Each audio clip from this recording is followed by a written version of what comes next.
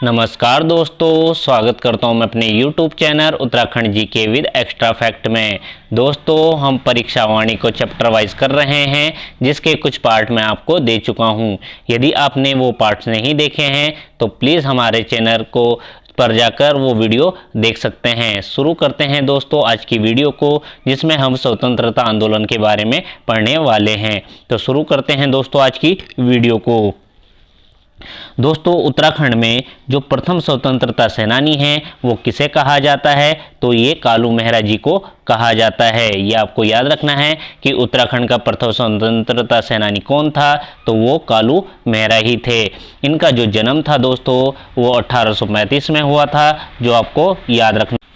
इनका जो जन्म था दोस्तों 1835 में हुआ था और चंपावत के विसुंग पट्टी में हुआ था। ये आपको याद रखना है। चंपावत के रहने वाले थे दोस्तों। उसी समय पे इनके द्वारा 1857 की जो क्रांति हुई थी उसके दौरान इन्होंने एक गुप्त संगठन चलाया था जिसका नाम था क्रांतिवीर। तो आपको ये याद रखना है कि उत्तराखंड में क्रांतिवीर आंदोलन किसने चलाया था या किसने बनाया था ये संगठन? तो कालू मेहरा जी के द्वारा बनाया गया था और 1857 में बनाया गया था। आपको याद रखना है दोस्तों। उस समय इन्हें जो कहा था वो वाजिद अली शाह के द्वारा एक पत्र लिखा गया था, जिसके बाद इनके द्वारा ये संगठन का गठन किया गया था। इसी दौरान जो आपको याद रखना है दोस्तों कि 1857 की क्रांति, उस समय जो बरेली से इसका नेतृत्व कर रहे थे वो खान बहादुर खान कर रहे थे। ये आपको याद रखना है। जो बरेली से जिन्होंने नेतृत्व किया था वो खान बहादुर खान कर रहे थे। इनके नेतृत्व में दोस्तों 1000 व्यक्तियों को हल्द्वानी में एंटर कराया। ये याद रखना है दोस्तों कि इनके द्वारा 1000 क्रांतिकारियों को हल्द्वानी में एंटर कराया गया था, यानी भेजा गया था, जिन्होंने उत्तराखंड का जो विद्रोह था 1857 का वो 17 सितंबर 1857 को किया था। ये हल्द्वानी में हुआ था। ये आपको याद रखना है। इम्पोर्टेंट है दोस्तों आने वाले एग्जाम के लिए। 1857 की क्रांति का जो दूसरा विद्रोह हुआ था वो 16 अक्टूबर में हुआ था। ये आपको याद रखना है। 16 अक्टूबर 1857 के समय में ये दूसरा विद्रोह था। लेकिन उस समय जो कुमाऊं के कमिश्नर थे हेनरी रैमजे के द्वारा इस विद्रोह को समाप्त कर दिया गया था और इन्होंने सफलतापूर्वक इसका दमन किया था। ये आपको याद रखना है दोस्तों। अगला है दोस्तों कि डिबेटिंग क्लब की स्थापना कब हुई थी? तो आपको याद रखना है कि डिबेटिंग क्लब की स्थापना 1870 में हुई थी और ये किसके द्वारा की गई थी? तो बुद्धि बल्लभ पंत जी के द्वारा ये की गई थी। बुद्धि बल्लभ, जो आपको याद रखना है दोस्तों, इसकी जो स्थापना करी थी वो बुद्धि बल्लभ पंत जी के द्वारा की गई थी। और ये कब की थी? 1870 में की थी और अल्मोड़ा जनपद में की थी। आपको याद रखना है दोस्तों कि कुमाऊं डिबेटिंग क्लब की स्थापना कब हुई थी? तो 1870 में हुई थी, अल्मोड़ा जनपद में हुई थी। और किसके द्वारा की गई थी? तो बुद्धि बल्लभ पंत जी के द्वारा की गई थी। बुद्धि बल्लभ पंत को दोस्तों कुमाऊं में राजनीतिक चेतना का जनक भी कहा जाता है। ये भी आपको याद रखना है। इसी के साथ आपको याद रखना है दोस्तों कि गढ़वाल डिबेटिंग क्लब की स्थापना। तो दोस्तों ये तो है कुमाऊं डिबेटिंग क्लब की स्थापना, और गढ़वाल डिबेटिंग क्लब की स्थापना कब हुई थी? तो आपको याद रखना है कि 85 में हुई थी। इसकी जो स्थापना थी दोस्तों, गढ़वाल डिबेटिंग क्लब की स्थापना कब हुई थी? तो 1885 में हुई थी। ये आपको याद रखना है दोस्तों। जो कुमाऊं डिबेटिंग क्लब है इससे अल्मोड़ा अखबार का प्रकाशन हुआ था। वो कब हुआ था? तो 1871 में हुआ था।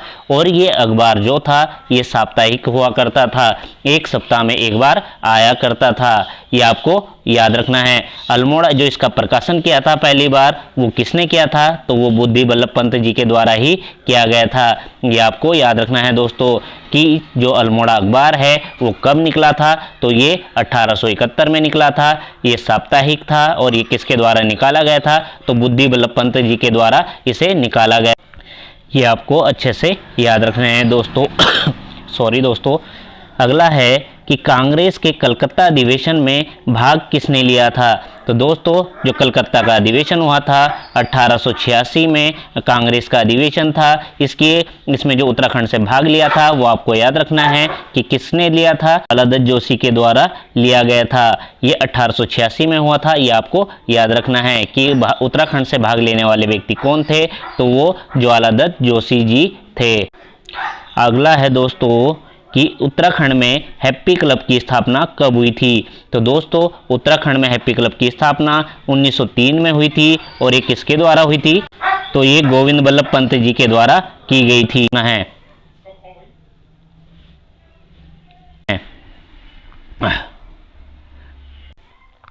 इसी समय दोस्तों गढ़वाल कांग्रेस की स्थापना होती है 1918 में। ये भी आपको याद रखना है दोस्तों, इंपॉर्टेंट है आने वाले एग्जाम के लिए। आपको याद रखना है कि कुमाऊं कांग्रेस कब बनी थी, तो वो 1912 में बनी थी। और कुमाऊं परिषद की स्थापना कब हुई थी, तो वो 1916 में हुई थी। और गढ़वाल कांग्रेस की स्थापना कब हुई थी, तो दोस्तों वो 1918 में हुई थी, ये आपको याद रखना है। और जो कुमाऊं परिषद था, इसका जो विलय हुआ था अल्मोड़ा कांग्रेस में, वो कब हुआ था, तो 1926 में, ये आपको याद रखने हैं अच्छे से दोस्तों। जो गढ़वाल कांग्रेस थी और ये किसके द्वारा बनाई गई थी, तो आपको ये याद रखना है कि अनुसुईया प्रसाद बहुगुणा, जिन्हें हम गढ़ केसरी के नाम से जानते हैं। और दूसरे व्यक्ति थे बैरिस्टर मुकंदीलाल, इनके द्वारा एक गढ़वाल कांग्रेस का गठन किया गया था। और इन दोनों ही व्यक्तियों ने कांग्रेस के अमृतसर अधिवेशन में भाग लिया था, जो कि 1919 में हुआ था, ये आपको याद रखना है दोस्तों। जो कांग्रेस का अधिवेशन था, अमृतसर अधिवेशन 1919 का, उसमें भाग लेने वाले व्यक्ति कौन थे, तो अनुसुईया प्रसाद बहुगुणा, जिन्हें हम गढ़ केसरी के नाम से जानते हैं। दूसरे व्यक्ति बैरिस्टर मुकंदीलाल थे, ये आपको याद रखना है दोस्तों। कुली बेगार प्रथा के बारे में जो आपको याद रखना है कि कुली बेगार प्रथा का अंत कब हुआ था, तो ये 13-14 जनवरी को हुआ था। बागेश्वर में एक जगह है जो जहाँ पर हुआ था, ये आपको याद रखना है दोस्तों कि बागेश्वर में सरयू जो नदी है, उसमें जो कुली बेगार से संबंधित रजिस्टर थे, उन्हें बहा दिया गया था बागेश्वर से। दोस्तों ये आपको याद रखना है कि ये जब कब हुआ था कि 13-14 जनवरी 1921 को। उस समय उत्तरायणी मेले के अवसर पर, ये आपको याद रखना है कि उत्तरायणी मेले के अवसर पर इसका समापन हुआ था, कुली बेगार प्रथा का। इस आंदोलन की जो शुरुआत होती है दोस्तों, जो आपको याद रखनी है, वो शुरुआत कहाँ से हुई थी, तो दोस्तों इसकी शुरुआत अल्मोड़ा के खत्याड़ी गांव से हुई थी, ये जो कुली बेगार आंदोलन है। और ये कब से हुई थी, तो 1903 में हुई थी, ये आपको याद रखना है। जो इसका पहला विरोध हुआ था, ये अल्मोड़ा के खत्याड़ी गांव में हुआ था। ये 16 ग्रामीणों ने कुली बेगार देने से इनकार कर दिया था, जिसके बाद अंग्रेजों ने उन्हें गिरफ्तार करके जेल में डाल दिया था, ये आपको याद रखना है दोस्तों। अगला है कि नेहरू व गांधी जी कुमाऊं यात्रा की दोस्तों आपको याद रखना है कि नेहरू जी ने और कुमाऊं की जो यात्रा करी थी गांधी जी और नेहरू जी के द्वारा, वो कब की गई थी, तो वो 14 जून से लेकर 2 जुलाई 1929 में की गई थी, ये आपको याद रखना है। इसी दौरान आपको पता होगा दोस्तों कि गांधी जी बागेश्वर में जो कोसानी है जगह, उसमें 12 दिन रुके थे। और इन्होंने अपनी एक पत्रिका है यंग इंडिया, तो उसमें इसे भारत का स्विट्जरलैंड कहा है, तो आपको याद रखना है दोस्तों। इम्पोर्टेंट है दोस्तों आने वाले एग्जाम के लिए कि गांधी जी 12 दिन कहाँ रुके थे, तो ये बागेश्वर में कोसानी में रुके थे।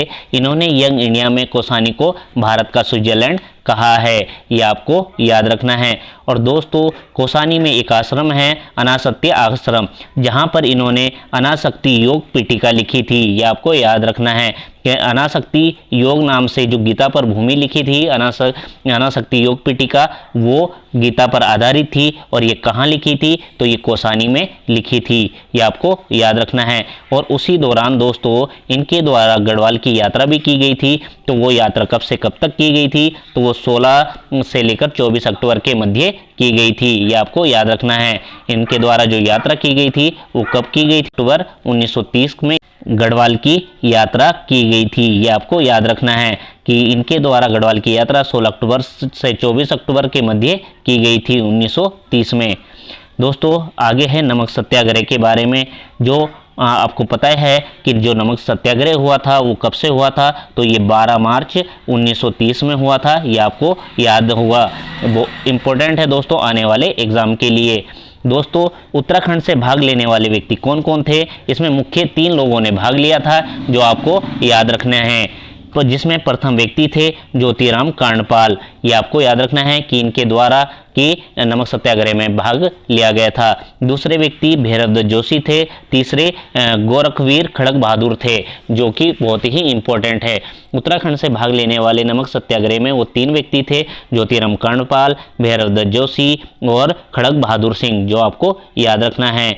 उसी में गुजरात में एक धरासणा नामक स्थान की जगह है दोस्तों, धरासणा नामक स्थान है, जहां पर सरोजनी नायडू के नेतृत्व में आंदोलन हो रहा था, नमक सत्याग्रह हो रहा था, जिसमें भाग लेने वाले व्यक्ति उत्तराखंड से ज्योतिराम कांडपाल थे।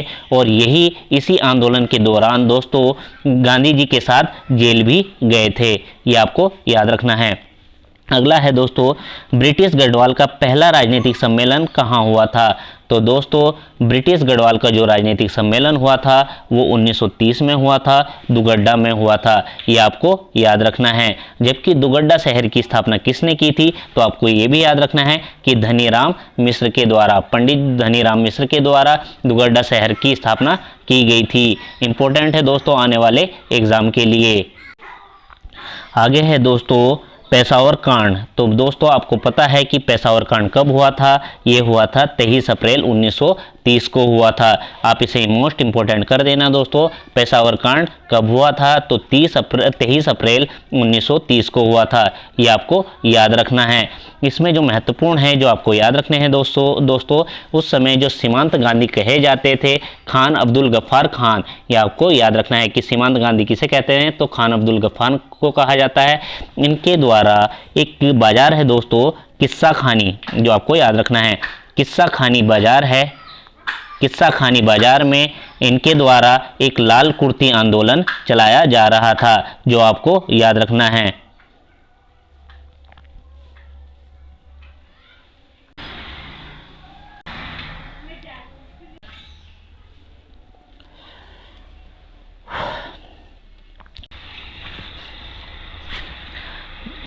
ऐसे ही आपको ये भी याद रखना है दोस्तों कि युगवाणी का प्रकाशन भी देहरादून से होता था।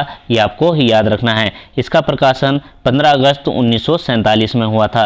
ये भी आप याद रखेंगे। और इसका संपादन करने वाले व्यक्ति कौन थे? तो गोपेश्वर कोदियाल और भगवती प्रसाद पांथरी जी के द्वारा इसका संपादन किया गया था युगवाणी का। ये आपको याद रखना है दोस्तों। एक कर्म भूमि का प्रकाशन कहाँ से हुआ था? तो आपको याद रखना है ये लैंसडॉन से होता था। 1939 में इसका संपादन किया गया था। और किस व्यक्ति के द्वारा इसका संपादन किया गया था? तो भक्त दर्शन और भैरवदत्त जोशी जी के द्वारा इसका संपादन किया गया था। तो आपको याद रखना है कि कर्म भूमि का प्रकाशन कहाँ से हुआ था? तो ये लैंसडॉन से हुआ था 1939 में। और संपादन करने वाले व्यक्ति कौन थे? तो भक्त दर्शन और भैरवदत्त जोशी जी थे। आपको याद रखना है। अबे दोस्तों आज़ाद हिंद फौज, उत्तराखंड में जो आज़ाद हिंद फौज में उत्तराखंड से कितने सैनिक शामिल हुए थे? तो आपको याद रखना है लगभग 2500 सैनिक इसमें शामिल हुए थे। ये टोटल सैनिकों के 12% थे। ये आपको याद रखना है। उत्तराखंड से जो सैनिकों की संख्या थी वो लगभग 2500 थी, जो कि टोटल सैनिकों का 12% था। आपको याद रखना है। सुभाष चंद्र बोस के निजी सहायक के रूप में किसे नियुक्त किया गया था? तो बुद्धि शरण रावत जी को किया गया था। ये आपको याद रखना है। और इनकी जो सेना थी सुभाष चंद्र बोस की, उसमें जो कर्नल का पद था वो कौन था उसमें? तो पितृ शरण रतूड़ी जी उसमें थे। आपको याद रखना है कि सुभाष चंद्र बोस के जो निजी सहायक थे वो बुद्धि शरण रावत जी थे। और कर्नल के रूप में पितृ शरण रतूड़ी जी को नियुक्त किया गया था। इसमें जो आपको याद रखना है कि सिंगापुर स्थित ऑफिसर्स ट्रेनिंग स्कूल का कमांडर किसे नियुक्त किया गया था? तो दोस्तों आपको याद रखना है वो चंद्र सिंह गढ़वाली जी को नियुक्त किया था। आप इसे वेरी मोस्ट इंपॉर्टेंट कर देना दोस्तों। सिंगापुर स्थित ऑफिसर ट्रेनिंग स्कूल का कमांडर किसे नियुक्त किया गया था? तो चंद्र सिंह गढ़वाली जी को किया गया था। और सुभाष चंद्र बोस के जो आरक्षक थे, आरक्षक बटालियन के जो कमांडर थे वो कौन थे? तो मेजर देव सिंह दानू जी थे। ये आपको याद रखना है दोस्तों, इंपॉर्टेंट है आने वाले एग्जाम के लिए। टिहरी प्रजामंडल की स्थापना, तो दोस्तों आपको याद करना है कि टिहरी प्रजामंडल की स्थापना कब हुई थी? तो 1939 में हुई थी। ये 23 जनवरी है, इसका डेट आपको याद रखनी है कि 23 जनवरी 1939 को हुई थी और देहरादून में की गई थी। ये आपको याद रखना है। और इससे कि जो अध्यक्ष बनाए गए थे वो श्रीदेव सुमन जी को बनाया गया था, ये आपको याद रखना है। इनसे संबंधित अन्य जो व्यक्ति थे दोस्तों वो दौलत राम थे, नागेंद्र सकलानी थे और वीर चंद्र सिंह गढ़वाली थे। ये आपको याद रखना है। आपको याद रखना है दोस्तों कि इनसे संबंधित व्यक्तियों में श्रीदेव सुमन, दौलत राम, नागेंद्र सकलानी, वीर चंद्र सिंह गढ़वाली थे।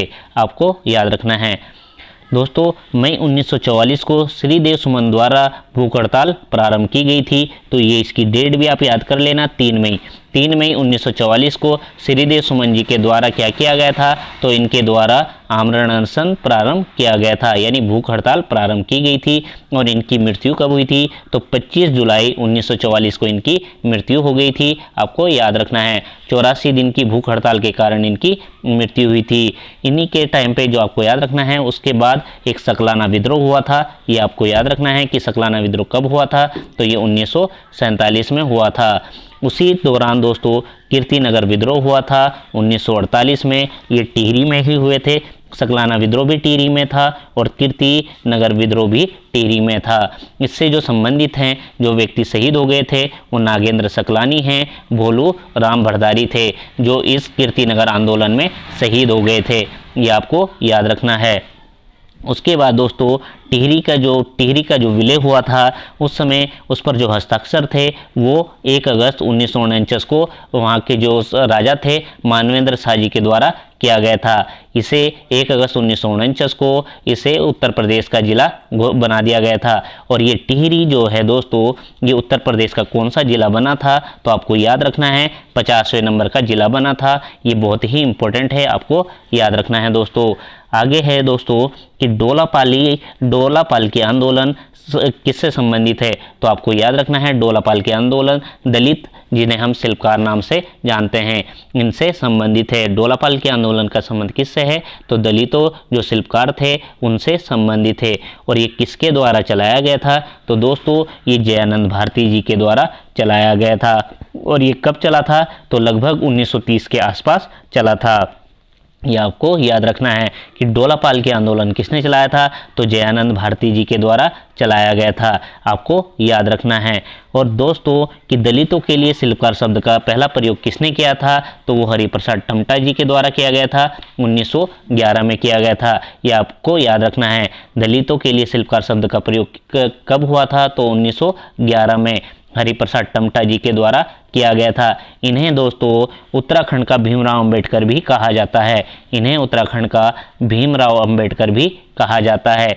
ये आपको याद रखना है। दोस्तों सड़क आंदोलन कब चला था, तो ये गढ़वाल क्षेत्र में चला था और ये 1940 में चला था। आपको याद रखना है। ये कहाँ से कहाँ तक था, तो गरुड़ से लेकर कर्णप्रयाग तक और पौड़ी से लैंसडौन तक जो रोड निर्माण के लिए चलाया गया था। ये आपको याद रखना है। ठीक है दोस्तों, इंपॉर्टेंट था ये कि गरुड़ से कर्णप्रयाग तक और पौड़ी से लैंसडौन तक इसका जो सड़क निर्माण कराना था उसके लिए ये आंदोलन चलाया गया था। अगला है दोस्तों कनकटा बेल आंदोलन किसके खिलाफ था, तो दोस्तों कनकटा बेल जो आंदोलन हुआ था ये भ्रष्टाचार से संबंधित था, उसके खिलाफ चलाया गया था। अल्मोड़ा का एक जगह है लमगड़ा गांव, जहां पर क्या हो रहा था दोस्तों कि लोग बेलों का कान काट कर और उसके बीमा वाली जो रकम को हड़प लेते थे ये और दोबारा कर लेते थे। तो दोस्तों उसी के खिलाफ ये आंदोलन चलाया गया था, जो आपको याद रखना है। आगे है दोस्तों कोटा खर्रा आंदोलन। तो कोटा खर्रा आंदोलन जो किससे संबंधित था, तो आपको याद रखना है कि भूमिहीनों को जो भूमि प्रदान करानी थी उसके लिए ये आंदोलन चलाया गया था।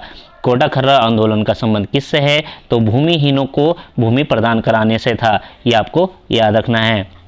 आगे है दोस्तों नशा नहीं रोजगार दो का नारा कब दिया गया था, तो दोस्तों नशा नहीं रोजगार दो का नारा उत्तराखंड संघर्ष वाहिनी के द्वारा 1984 में दिया गया था, जो आपको याद रखना है कि नशा नहीं रोजगार दो का नारा कब दिया गया, तो उत्तराखंड संघर्ष वाहिनी के द्वारा 1984 में दिया गया था। ये आपको याद रखना है दोस्तों।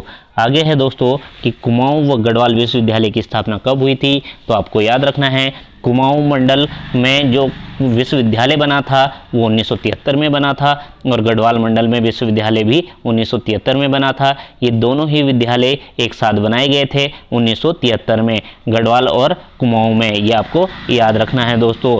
कुमाऊं में किस जगह बनाया गया था, तो आपको याद रखना है ये नैनीताल में बना था और गढ़वाल में श्रीनगर में इसकी स्थापना की गई थी।